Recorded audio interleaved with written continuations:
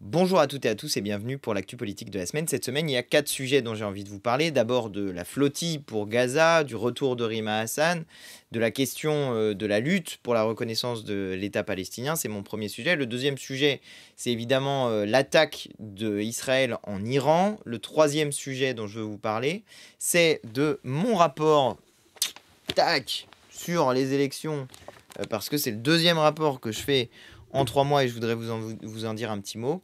Et puis le quatrième sujet dont je veux vous parler, c'est d'une petite musique que je commence à voir, que j'ai vu passer sur les réseaux sociaux, sur la question de la retraite. Et j'aimerais bien vous en dire quelques mots pour vous alerter sur quelque chose et vous comprendrez pourquoi en fin de vidéo.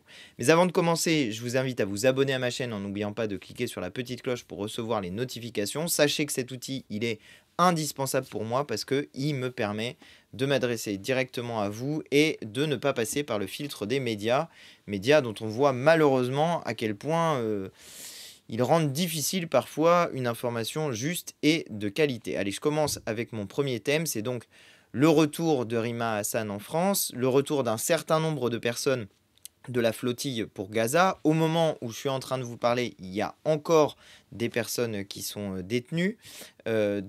C'était un gros événement international que cette flottille pour Gaza, en fait ce bateau pour Gaza, parce qu'une flottille normalement c'est quand il y a plusieurs bateaux, là en réalité c'est plusieurs bateaux dans le temps, c'est-à-dire que la flottille c'est un flux continu de bateaux, mais c'était surtout un bateau qui était parti pour Gaza avec à son bord 12 personnes qui étaient les humanitaires, plus les membres d'équipage. Et sur ces 12 humanitaires, eh bien, il y avait 6 Français, ce que je considère être une fierté pour notre pays et qui aurait dû être jugé comme tel à la fois par les médias, par les politiques. Mais vous avez pu voir que ça n'était pas le cas. Que du fait, je pense qu'il y avait une insoumise sur le bateau, Rima Hassan, eurodéputée de la France insoumise, eh bien certains se sont permis des commentaires au sujet de ce bateau qui était affligeant, reprenant parfois la propagande israélienne, qualifiant ça de yacht à selfie. C'est ça qu'ils ont dit à propos de ce petit voilier qui amenait de l'aide alimentaire, qui avait pour objectif d'amener de l'aide alimentaire à Gaza. Donc on a vu que c'était une opération, qui était une opération bien sûr essentiellement symbolique, mais pas si symbolique que ça, puisque son objectif était de rompre le blocus de l'envoi de l'aide humanitaire à Gaza, et que ils y sont presque parvenus, parce que la médiatisation internationale qu'il y a eu autour de ce petit bateau, eh bien ça a peut-être fait hésiter l'État d'Israël dans sa riposte, dans sa manière de réagir à l'arrivée de ce petit bateau. Alors vous avez pu voir qu'ils ont finalement intercepté le bateau dans les eaux internationales, ce qui est rigoureusement illégal, que ensuite ils se sont saisis des occupants du navire pour les emmener en Israël, et que là a commencé une détention illégale, elle aussi, dans laquelle ils essayaient d'obliger les membres de cet équipage à reconnaître qu'ils étaient entrés illégalement sur le territoire israélien. Ils sont quand même culottés, parce que ils viennent intercepter des gens dans les eaux internationales, et ensuite ils viennent dire que ils viennent demander aux gens de signer des papiers pour dire qu'ils sont entrés illégalement sur le territoire israélien. Enfin, tout ça a été lamentable, et moi, ce que j'ai trouvé encore plus lamentable, c'est la manière dont et les médias français et les politiques français, exception faite de la France insoumise, ont réagi à ce bateau. Je vous le disais, ça devrait être une fierté. On a des humanitaires français en grand nombre, et ce bateau est regardé par la terre entière comme un symbole d'espoir. Et plutôt que d'encourager l'opération, eh ben, on a vu un certain nombre de personnes dire que c'était un coup de com', que c'était un objectif de, je sais pas, de mise en avant des personnes qui étaient sur ce bateau. Bah non, ils sont bêtes ceux qui disent ça.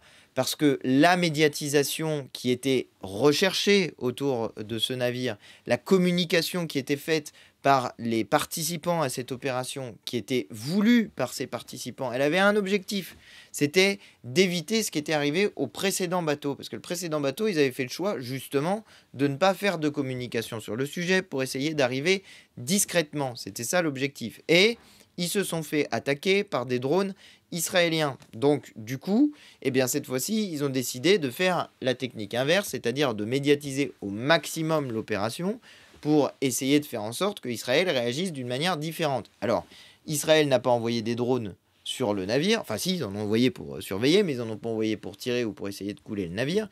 Là, ils ont juste juste, je mets des guillemets, mais ils ont intercepté les personnes et ils les ont donc arrêtés, détenus illégalement. Il y a eu de la maltraitance qui a été faite pendant cette arrestation, puisque vous avez peut-être vu les images de propagande diffusées par l'armée israélienne, où ils étaient en train de leur distribuer des sandwichs et des bouteilles d'eau. Bah tiens, après ça, pendant 18 heures, ils leur ont donné ni nourriture, ni eau. Et ensuite, il y a eu donc cette détention illégale. Rima Hassan, notre collègue députée insoumise, elle a même été mise à l'isolement pour avoir écrit, accrochez-vous, Free Palestine sur le mur de sa cellule. Voilà comment Israël traite les personnes qu'il arrête illégalement. Et donc, après tout cela, eh bien, ils ont été expulsés de force et Rima Hassan est revenue et elle nous a fait l'honneur de sa présence à peine revenue d'Israël, place de la République. C'était hier soir au moment où je vous parle. Donc c'était un moment très émouvant parce que on a tous suivi de très près cette opération. On a été en soutien, bien évidemment, de cette opération. Et de revoir Rima revenir et directement au combat. En plus, il y a eu une photo absolument sublime avec Rima qui brandit le drapeau palestinien devant la statue de la République et qui, je sais pas, symbolise, enfin moi ça me fait penser au tableau La liberté guidant le peuple. Je sais que je vais me faire attaquer pour dire ça, mais enfin, je vous le dis, c'est une représentation d'un combat pour la liberté, l'égalité et la fraternité du peuple palestinien. Et tous ceux qui ont dit, il y a eu des gens qui ont dit des propos abominables sur Rima Hassan en disant, c'est Julien Audoul qui a dit, qu'elle reste là-bas, elle n'a rien de française ou quelque chose comme ça. Il a eu une formule comme ça. Mais Monsieur Audoul, Madame Rima Hassan, dans les combats qu'elle porte, porte bien plus haut les valeurs de la République française que vous ne le ferez jamais en étant député du Rassemblement national. C'est vraiment honteux de tenir ce genre de propos et se battre pour la dignité, la liberté du peuple palestinien, la souveraineté du peuple palestinien, son droit à avoir un État aux côtés de l'État d'Israël, eh bien c'est justement un combat qui est normalement un combat porté par la France en tant que tel depuis maintenant des années. Et reconnaître le droit international, c'est justement reconnaître le droit du peuple palestinien à disposer de lui-même et à ne pas être soit colonisé, soit enfermé à ciel ouvert dans la bande de Gaza, soit, comme le fait en ce moment l'État d'Israël, détruit, génocidé, et avec cette logique d'épuration ethnique petit à petit de la bande de Gaza, telle qu'est en train de le faire Israël. Donc il faut continuer à rester mobilisé sur ce sujet. Il y a, au moment où on va publier la vidéo, la manif n'aura pas encore eu lieu, mais à 14 h, place de la République à Paris, si vous voyez cette vidéo-là, le samedi 14 juin, il faut être là, il faut être présent, parce qu'il y a la possibilité de mettre une grande pression sur Emmanuel Macron, puisqu'il a dit qu'il voulait reconnaître l'État palestinien en juin. Eh bien, c'est le moment d'agir sur ce sujet. Alors, ça me permet de faire la transition avec le deuxième point dont je voulais vous parler, c'est que normalement, cette manif, elle était prévue en se disant, du 17 au 21 juin, il va y avoir un sommet international dans lequel, normalement, Emmanuel Macron a prévu, ou en tout cas c'était une des possibilités, mais de reconnaître l'État palestinien. Et donc l'idée, c'était de mettre la pression compte tenu de cela. Sauf que patatras, cet événement est annulé parce que Israël a décidé d'attaquer l'Iran en attaquant, disent-ils, des installations nucléaires de l'Iran. Et il s'est produit quelque chose d'absolument dingue. C'est que la France, qui normalement garantit le respect du droit international, a déclaré qu'elle soutenait Israël dans les attaques qu'elle subissait. Il y a eu un communiqué absolument dingue du ministère des Affaires étrangères, du Quai d'Orsay, qui dit « Nous réaffirmons le droit d'Israël à se défendre face aux attaques ». Or, c'est Israël qui a lancé l'attaque contre l'Iran. Enfin, je veux dire, là, on atteint un niveau d'affaissement de la valeur de la parole de la France sur la scène internationale qui commence à être grave. Enfin, je veux dire que Israël a le droit de se défendre contre des attaques alors que c'est Israël qui attaque, ça devient quand même un petit peu particulier, voire dystopique comme manière de traiter le sujet. Donc là, il y a un enjeu majeur, c'est que Israël prend l'initiative d'une guerre potentielle régionale qui devient un conflit plus large dans la région, parce qu'il est évident que l'Iran va pas se faire attaquer des installations et ne pas riposter. D'ailleurs, l'Iran est déjà en train de riposter au moment où je suis en train de tourner la vidéo, et Israël continue ses opérations. Donc tout ça, c'est un facteur d'explosion des tensions dans la région qui est extrêmement fort. Et encore une fois, je voulais revenir rapidement dessus, mais pour dire que la parole de la France dans un moment comme celui-ci, ça ne doit pas être celui de l'encouragement d'Israël dans ses attaques en prétendant que c'est une défense contre des attaques, mais ça doit être au contraire d'avoir une parole de paix, de baisse des tensions, de cesser le feu, de donner des appels qui soient ceux d'une désescalade de la violence. Parce que sinon quoi? Sinon alors c'est l'escalade de la violence, et puis ensuite s'il y a une riposte qui est une riposte d'ampleur, qu'est-ce qui se passe? Quelle est la parole de la France? Que dit la France sur ce sujet?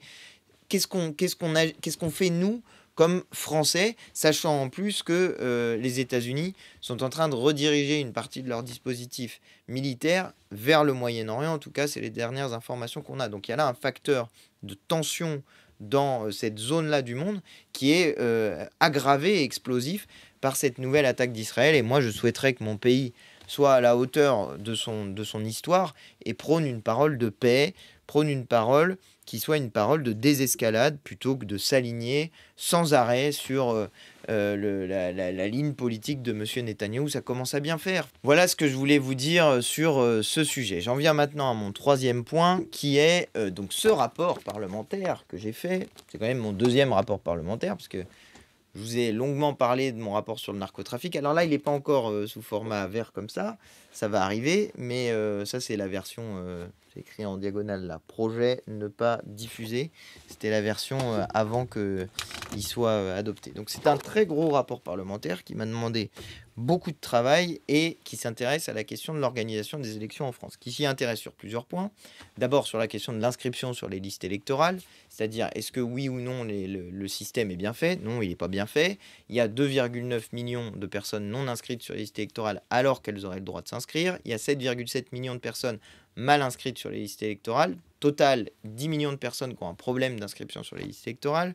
Il y a une abstention qui est une abstention très forte, et tout ça fait que la souveraineté du peuple ne s'exprime pas dans son intégralité, et c'est bien un problème si jamais on est, comme je le suis, quelqu'un qui est attaché à la République et ce que ça veut dire, la République et la souveraineté du peuple. Donc ça, c'est le premier problème. Deuxième problème, il y a des questions de radiation qui sont faites, c'est-à-dire de suppression des citoyens des listes électorales sans qu'ils soient nécessairement informés. Et on a fait la démonstration dans le rapport que ça touche davantage les quartiers populaires et les bureaux de vote, qui sont des bureaux de vote qui votent davantage à gauche. On a fait la démonstration notamment avec la ville d'Évry, où il y avait eu 6000 radiations, c'est-à-dire 15% du corps électoral qui avait été radié. Ce qui est quand même une paille, 16% du corps électoral radié.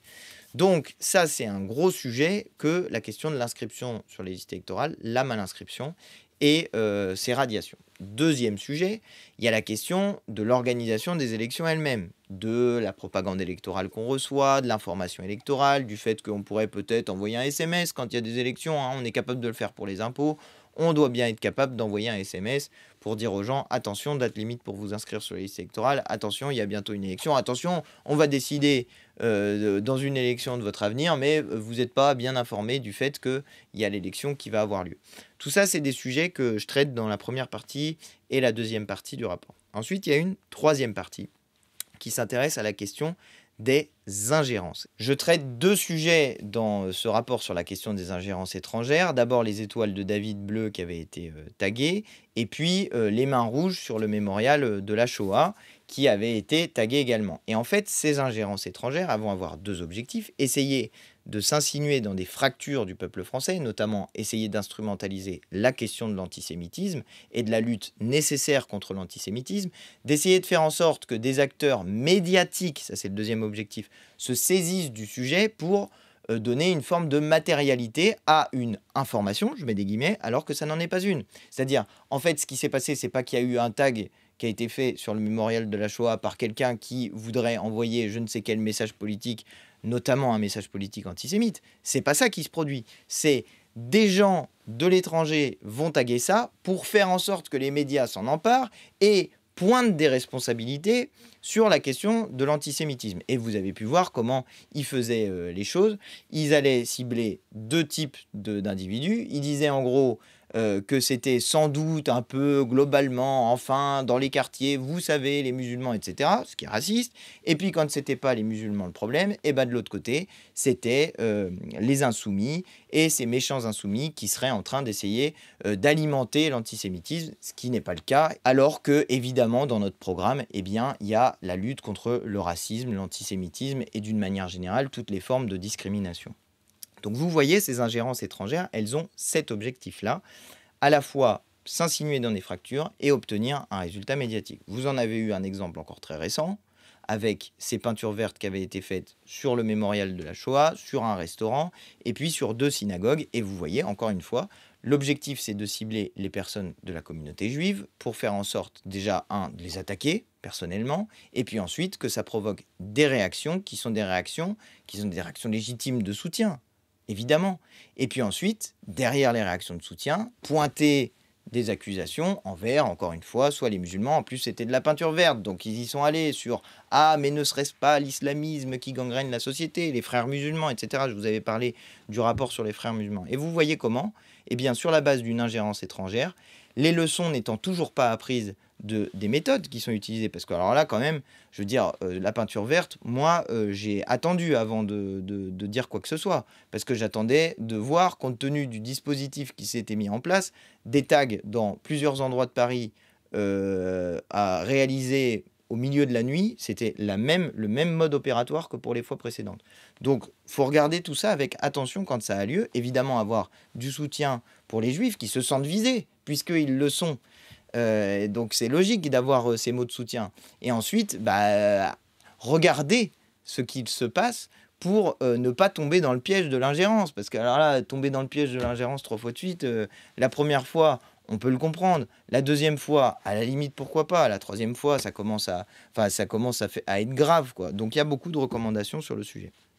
Autre sujet, sur toujours ces ingérences, je parle des ingérences financières, et notamment de Pierre-Édouard Stérin, du cas Périclès. Je ne reviens pas en détail dessus, j'en ai assez longuement parlé dans le passé sur cette chaîne YouTube, mais je le signale pour vous dire que moi je souhaite qu'on fasse une commission d'enquête dédiée à la question des ingérences financières et notamment du rôle que prennent désormais les milliardaires dans la vie politique, médiatique et en tout cas de celle qu'ils essayent d'avoir soit en rachetant des médias, soit en essayant de manipuler l'opinion. Et puis il y a une grosse partie du rapport qui concerne la question des sondages. Alors là, j'y viens un peu en détail. Vous avez peut-être vu la conférence de presse que j'ai faite, qu'on a rendue publique sur ma chaîne YouTube. Vous pouvez la retrouver si ce n'est pas le cas. Mais sur la question des sondages, j'ai fait un travail de dingue. Enfin, c'est pas moi. En réalité, pour être parfaitement exact, c'est un travail qu'on a réalisé en équipe, et notamment Vincent, qui est quelqu'un qui est en stage au groupe parlementaire, qui a beaucoup bossé avec moi sur cette question des sondages. Ce qu'on a fait, c'est très simple. On est allé récupérer des documents à la commission des sondages, et puis on a analysé des documents qui n'ont jamais été publiés par personne. Et d'ailleurs, les instituts de sondage eux-mêmes n'ont pas accès à ces documents, puisqu'ils les envoient à la commission des sondages, c'est ce qu'ils appellent des notices experts, mais chaque institut de sondage n'a que ses notices experts à lui, il n'a pas celles des autres. Donc moi, j'ai récupéré tout ça. Ça faisait plus de 14 000 documents. On a analysé tout ça, notamment sur la base de la campagne présidentielle de 2022, et on fait plusieurs constats. Premier constat, les instituts de sondage sont incapables d'avoir des échantillons corrects, notamment sur le plan sociodémographique et sur le plan politique. Alors, pourquoi sociodémographique ? Parce qu'ils n'arrivent pas à avoir des jeunes et des habitants des quartiers populaires, des gens qui votent le plus pour nous. Et puis deuxièmement, ils ont des mauvais échantillons politiques, parce qu'ils n'arrivent pas à avoir des gens qui votent Mélenchon. Ben oui, c'est logique, ça se rejoint, ils n'arrivent pas à avoir les jeunes et les habitants des quartiers populaires qui votent pour nous, ils n'arrivent pas à avoir les gens qui votent Mélenchon. Donc ils ont, dans leurs échantillons, des gens qui votent Mélenchon, mais qui ne sont à une très faible quantité des gens qui sont jeunes et des quartiers populaires. Donc ils ont un électorat Mélenchon qui est un autre électorat Mélenchon, qui n'est pas le cœur, le gros de l'électorat Mélenchon. Et ils font des redressements sociodémographiques sur ces bases-là. Donc quand ils font leur redressement sociodémographique, notamment chez les gens qui répondent le moins en sondage, c'est-à-dire chez les jeunes, les ouvriers, les salariés, etc., leurs redressements sociodémographiques vont avoir tendance à aggraver la sous-représentation de l'échantillon politique. Et donc ça va aggraver les problèmes qu'ils ont de représentation dans leurs échantillons. C'est un petit peu compliqué, mais ça vous explique pourquoi ils font aussi des redressements politiques. C'est-à-dire que Ils font non seulement des redressements sociodémographiques qui aggravent les problèmes, parfois, et ils font des redressements politiques parce qu'ils se disent « Ouh là là, on n'a que 12% d'électorat Mélenchon alors qu'il a fait 22% à l'élection présidentielle. Pouf, on va augmenter un petit peu le poids des réponses des gens qui votent Mélenchon. » C'est ça ce qu'on appelle les redressements, en théorie. Mais tout ça est très opaque, hein. Donc c'est un petit peu compliqué. Bref, donc voilà comment normalement ils font les choses. Et puis à la fin, ça donne un résultat, voilà, qui est censé être un résultat scientifique si on les écoute. Ils sont un peu particuliers, les instituts de sondage, parce qu'ils sont à la fois capables de vous dire un sondage n'est pas une prédiction, c'est une photographie de l'état de l'opinion à un instant T, petit 1. Et puis, si jamais ils sont bien tombés sur le résultat, ils vont dire vous voyez, on a eu des bons résultats, on a bien prévu ce qui allait se passer. Connectez les deux idées, quoi. Donc, ce travail, ce rapport, il analyse des centaines de sondages et il analyse les effets agrégés des redressements politiques et sociodémographiques sur les résultats publiés dans les médias et les résultats que vous avez. Et on s'aperçoit qu'il y a plusieurs problèmes. Les problèmes d'échantillons, mais les problèmes de redressement, eh bien, c'est qu'il va y avoir des sous-redressements de Jean-Luc Mélenchon en l'occurrence, sur l'élection présidentielle, et des sur-redressements d'autres candidats, comme notamment Valérie Pécresse. Bon, je vous dis tout ça de manière un peu globale, je fais des recommandations précises, je dis qu'il faut qu'il y ait plus de transparence sur ces outils, je dis qu'il faut qu'on interdise par exemple les sondages tant qu'on n'a pas la liste des candidats, sinon ça revient à créer des candidats qui n'existent pas, et ça c'est un classique des instituts de sondage. Mais voilà, globalement, moi je fais une analyse et des recommandations, et c'est formidable, parce que la lecture de certains médias, c'est « Ah non, mais c'est Antoine Léaumont, l'insoumis, qui essaye de faire la démonstration que les instituts de sondage sous-évaluent Mélenchon. » Ben, je sais pas, lisez le rapport, allez regarder dans le rapport, dites-moi que je me suis trompé ou qu'il y a des mauvaises années. Ne dites pas sur la base de mon engagement politique que ce que je dis est faux, juste regardez à l'intérieur. Parce que c'est un peu ça qui s'est produit. Il y a certaines personnes qui se sont dit que les conclusions étaient nécessairement orientées parce que j'étais moi-même politiquement engagé. Pardon, mais est-ce que j'ai déjà caché que j'étais politiquement engagé? Non. Je fournis une analyse qui, pour le coup, moi, est une analyse scientifique. C'est-à-dire, c'est quand même dingue. Les instituts de sondage ne font pas de la science, d'ailleurs, ils le disent eux-mêmes. Mais moi, je fais une analyse scientifique et certaines personnes vont aller contester le caractère scientifique de ce que je dis au regard du seul fait que je suis un insoumis. C'est quand même un petit peu particulier parce qu'ils ne vont pas contester le fait que les instituts de sondage racontent n'importe quoi au motif du fait que certaines personnes se permettent d'insulter régulièrement les insoumis. Vous voyez, c'est bizarre quand même. Parce que d'un côté, c'est de la science, de l'autre, c'en est pas. D'un côté, l'engagement politique est connu. De l'autre, il ne l'est pas. Mais au final, c'est quand même les insoumis le problème. Bref, je vous dis ça un peu en rigolant.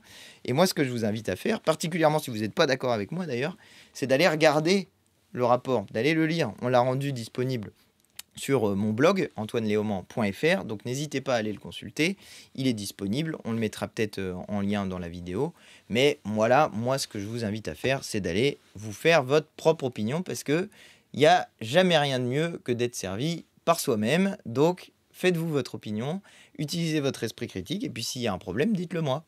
Mais je crois qu'il n'y a pas de problème dedans, donc vraiment, je suis confiant sur l'analyse que vous pourrez tirer de ce rapport.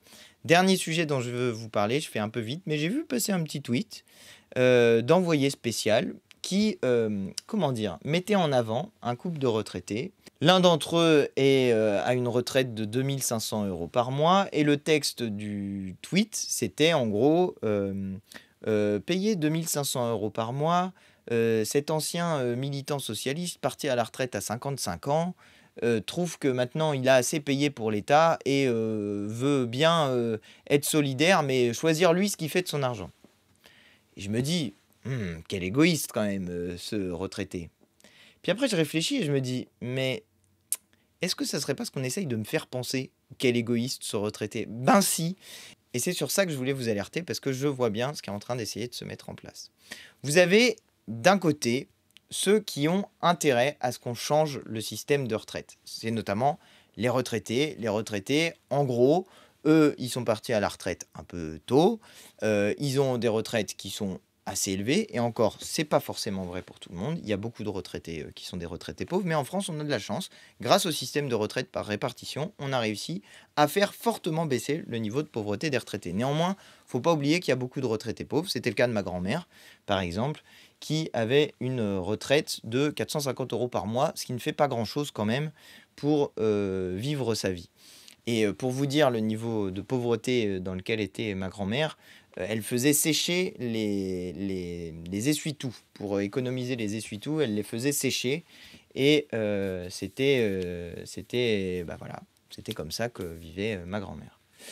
C'était le cas notamment de beaucoup de femmes qui avaient perdu leur mari ou dont le mari était décédé assez tôt, qui avaient arrêté leur travail pour s'occuper des enfants et qui se retrouvaient dans des situations d'extrême précarité et d'extrême pauvreté.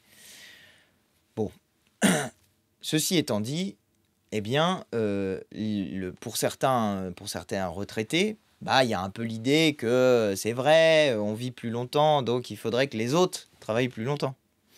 Et puis, il ne faut pas baisser nos retraites, ce qui est logique, ce qui n'est pas l'objectif. Donc, peut-être qu'il faudrait soit qu'il y ait davantage de cotisations qui soient payées par ceux qui travaillent, soit que on mette en place à l'avenir un système par capitalisation qui permettrait que, en gros, ça pèse moins sur le système de retraite et que donc il y ait une partie qui soit que chacun se fasse sa propre partie soi-même. Et vous voyez comment on essaye d'opposer les intérêts des retraités actuels aux intérêts des travailleurs. Et du côté des travailleurs, c'est l'inverse. On va dire, nous, on a envie d'avoir les mêmes droits que ceux qui ont eu droit à la retraite à 60 ans, par exemple. Donc, on a envie de partir plus tôt.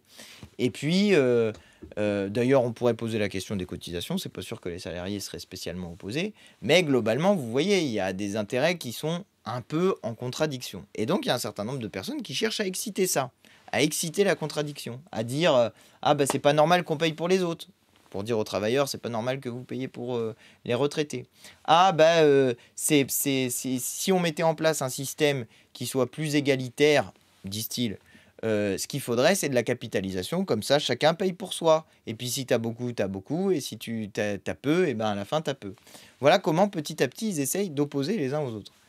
Mais tout ça est ridicule, en fait. Parce que le problème des finances publiques, d'une manière générale, vient du fait qu'il y a une bande d'égoïstes qui sont extrêmement riches, qui ne participent pas à hauteur de l'argent qu'ils ont. Le problème dans les caisses de l'État en général, mais là on parle des caisses de retraite, c'est encore autre chose. Mais le problème dans les caisses de l'État en général vient du fait qu'on a supprimé des recettes. Et c'est aussi le problème sur les caisses de la sécurité sociale, par exemple. Mais sur la question des retraites, on a des intérêts à être solidaires entre retraités et entre travailleurs. Parce que justement, on a intérêt à étendre nos droits à partir à la retraite plus tôt, à faire en sorte qu'il y ait davantage de gens qui travaillent, à faire en sorte que les salaires augmentent. Parce que si vous faites tout ça en même temps, eh bien, à la fois, vous permettez qu'il y ait un bon niveau de retraite parce qu'il y a un meilleur niveau de cotisation qui rentre. Bah oui, quand vous augmentez les salaires, il n'y a même pas besoin d'augmenter le seuil de cotisation. Vous augmentez les salaires, le niveau de cotisation il augmente et du coup vous payez mieux les retraités aussi. C'est assez simple comme système. D'ailleurs, si on payait les femmes comme les hommes à travail égal, salaire égal, ça ferait rentrer beaucoup d'argent dans les caisses de l'État et dans les caisses de retraite notamment. Donc vous voyez, l'idée c'est d'essayer de nous opposer les uns les autres. Les retraités contre les travailleurs contre les retraités, les anciens contre les jeunes contre les anciens, et d'essayer d'exciter une tension qui existe, qui est en même temps une tension politique, parce que les retraités votent davantage à droite, que les jeunes votent davantage à gauche, et vous voyez comment ils essayent d'opposer les deux, alors qu'en réalité, ce qu'il faut, c'est créer de la solidarité, et de la solidarité contre ceux qui se gavent, parce qu'il y en a qui ont beaucoup d'argent et qui n'en donnent pas beaucoup, et d'ailleurs, c'est pas des travailleurs, c'est des capitalistes, c'est des rentiers, c'est des gens qui sont là, ils se sont donné juste le mal de naître riches, ou d'être riches, de devenir riches, et puis une fois qu'ils sont devenus riches, ils veulent faire ce qu'ils veulent de leur argent, qu'on ne regarde pas ce qu'ils en font, qu'on ne leur prélève pas trop d'impôts, parce qu'ils en ont marre, on paye trop. Bah tiens, c'est ça. Et donc, à la fin, on vous fait détester l'impôt, on vous fait détester les prélèvements obligatoires en vous disant que votre intérêt, c'est de faire tout par vous-même. Vous pouvez essayer d'aller à l'hôpital par vous-même, de faire l'école pour vos enfants par vous-même, de faire votre retraite par vous-même par capitalisation, d'avoir, une petite sécurité privée par vous-même et de ne pas avoir de police ou de gendarmerie publique, Enfin bref, vous pouvez essayer de tout gérer par des routes, vous pouvez faire votre route vous-même plutôt que de socialiser.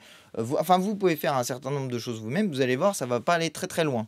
Vous allez assez vite vous rendre compte que le prix des choses, si jamais on n'avait pas socialisé un grand nombre de moyens, ça serait un peu galère. Vous avez qu'à regarder le prix, par exemple, d'une chimiothérapie. Je ne sais pas si vous avez eu déjà des proches qui avaient des cancers, mais regardez le prix d'une chimiothérapie et revenez me dire ensuite que c'est pas utile de socialiser une partie de nos revenus pour faire en sorte que justement on ait accès à la sécurité sociale. Bon, voilà ce que je voulais vous dire globalement, mais ne tombez pas dans le panneau. Je vois qu'il y a une ambiance qui est en train d'être mise en place, d'essayer de diviser les travailleurs et les retraités. Il ne faut pas tomber dans ce panneau, il faut continuer à être solidaires les uns avec les autres et obtenir la retraite à 60 ans, des retraites dignes, pas de retraite en dessous du SMIC pour une salaire complète, c'est ce qu'on propose avec la France Insoumise, et on parle d'un SMIC revalorisé. Donc vous voyez, il y a matière, et il faut se battre pour obtenir des nouveaux droits, et pas se laisser avoir en se divisant pour perdre des droits qu'on a réussi à acquérir.